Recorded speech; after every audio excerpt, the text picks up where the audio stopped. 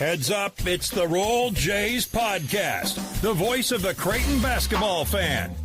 With your hosts, Jimmie Allen, Alex Drake, and Casey Matthews. Join the crew and meet CU players, coaches, and a whole lot more. Now, the Roll Jays podcast. Here's Jimmie Allen.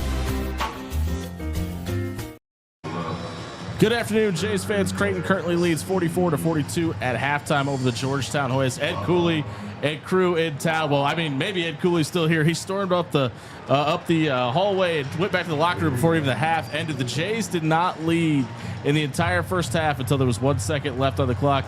Casey Matthews, we kind of saw this team do this back in D.C. in December. Right now, kind of looks like same story, different court, because right now Micah Peavy's got 18. We saw Jaden Epps have 21. He's only got 9. Malik Mack has 12 for the Hoyas, and they're playing good basketball right now. Yeah, they really are, and they're shooting the three well. For us, I mean, the things that I was looking for coming into the game was how we were going to do on the glass. I mean, without Sorber in there, we should be doing exactly what we are doing. I feel like we're leading the points in the paint, we're leading the offensive rebounds on the overall rebounding battle. So I think we're taking care of business in that area. The bottom line is we just hadn't shot the ball well. No. And so to see Steven get hot there towards the end, that's going to open things up for us because they're going to have to really respect him even more in that second half. Should open up the floor for us. And I really you can't ever discount anybody, but I think if we stick to this game plan, we're going to be fine. Yeah, Alex, Stephen Ashworth starts 1 of 7 to start the game. He finishes the half 4 for 11, made 3 of his last 4 3-point shots. Yeah, Steven got hot, which is obviously really nice to see. The thing for me is this is kind of reminiscent of the UConn game here a couple weeks ago, right? You got UConn has one guy go off that whole first half, but Creighton went in there with a decent lead at half.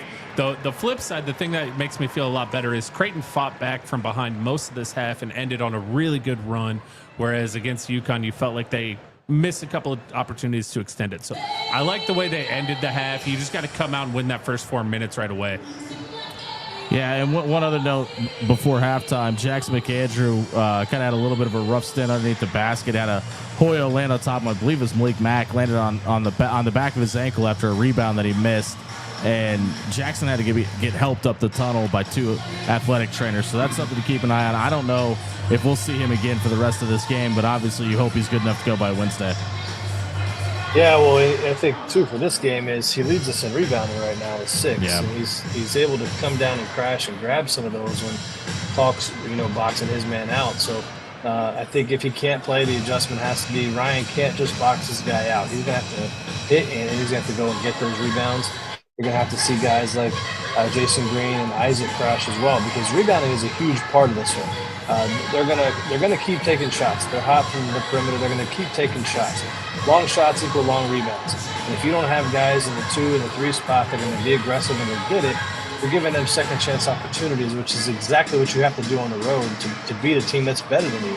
So the rebounding battle in the second half is really important. Georgetown isn't a team that turns you over a ton, but I still think what you're going to see is an increase of pressure. They're going to guard even a little bit deeper on the floor now and put him in a position to make decisions. Ed Cooley knows our team better than any coach in the conference, and so he knows how to make Mac's teams uncomfortable. That's exactly what he'll be trying to do in the second half. Yeah, and Ryan's not even second on the team in rebound right now. Jimmie Neal's got 5. Stephen Ashworth has as many rebounds as Ryan Kalkbrenner right now with 3. And I think a lot of what we've seen from Jackson McAndrew in that first half is a lot to do with the game plan. We've seen him being a little bit more aggressive defensively than maybe we've seen him all season. I think a lot of it is what they saw on the scouting tape from what happened back in Washington, D.C., knowing that they need to have somebody that can guard from the perimeter inside and force things outside because that's really how Georgetown was able to beat Creighton back on their home floor. Alex, what did you see from Creighton defensively in that first half? Defensively, I liked what they were trying to do early. Georgetown's hitting shots, right? And Peavy got hot. He had some really contested shots.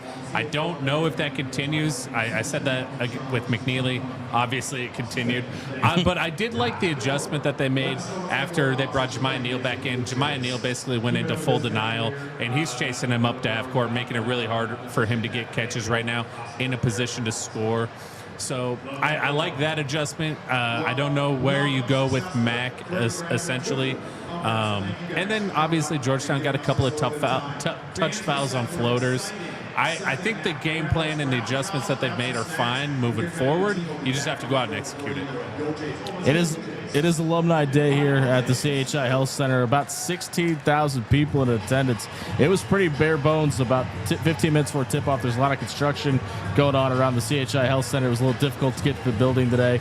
Don't know why they wait till the end of the season to do this. There are still 2 more games at home after this one, but I was really worried about the attendance, but it's pretty full in here now. But being it is Alumni Day, let's give our favorite alumni of Creighton's basketball team. My guy Randall Crutcher was down on the court today. I'm a little biased because he's a personal friend of mine, but we've seen a lot of Corver jerseys around. I'm gonna give my vote to Kyle Corver.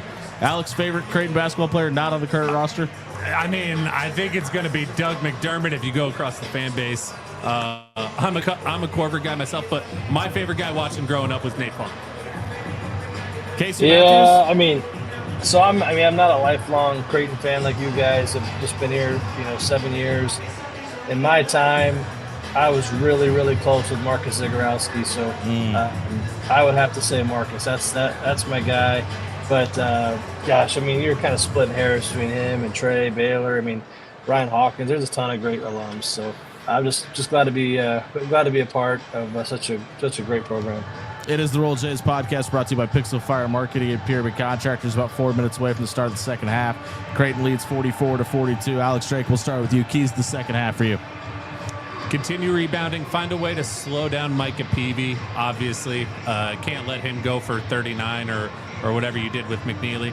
And then you got to find a way to get Ryan Kalkbrenner a little bit more involved in offense. Not only are they just doubling him on the catch, they're doubling Jackson McAndrews in the post on the catch. So you got to find a way to create space for them, and that starts with making shots. So rebound, slow down Peavy, make shots, and then obviously feed the big fella. Casey Matthews. One of the things I really liked that I think has to continue is we have 7 assists on 15 made shots. I think whenever you're doing that, you're kind of being unselfish and you're not settling for battering. So I think that has to continue. I mean, the standard things, the rebounds and not turning it over. Then also, I really think we got to push the pace. This isn't a very deep Georgetown team. This is a team that we should be able to run on, force them into long shots, and then take advantage of that when we get the rebound. Get out and run. Force them to run, score in transition, and get this crowd into it, man. This is a team that we can put away. We need the help of the crowd. We're up 2. We really have no business being up 2. We're playing with house money at this point. Go in there, push the pace, and really get ahead here. Yeah, Casey, you kind of stole mine because the Hoyas only played 7 guys in that first half, and I don't think they play 8 for the rest of the game. To me, you got to go quickly. You got to run fast. Even if you're taking maybe not the shot selection you want to, you got to maybe jack up some early shots to get them running back on defense, wear them down, go to your bench a little bit. I think Jason Green is having a fantastic first half. He's got 8 points, and he started the game. I want to say he was 4 or 5 to start the game from the field. He's 3 of 5 now. I want to see him get a few more touches offensively here in the second half. Bigger body guy. Let him get inside and work down in the paint and kind of wear on these Hoyas and see if you can get them to get off their spot. Hey, it is the Roll Jays podcast brought to you by Pixel Fire Marketing and Pyramid Contractors. Don't forget, you can donate to Creighton's NIL Collective, the Bird Club. All you got to do is scan the QR code in the top right corner of your screen.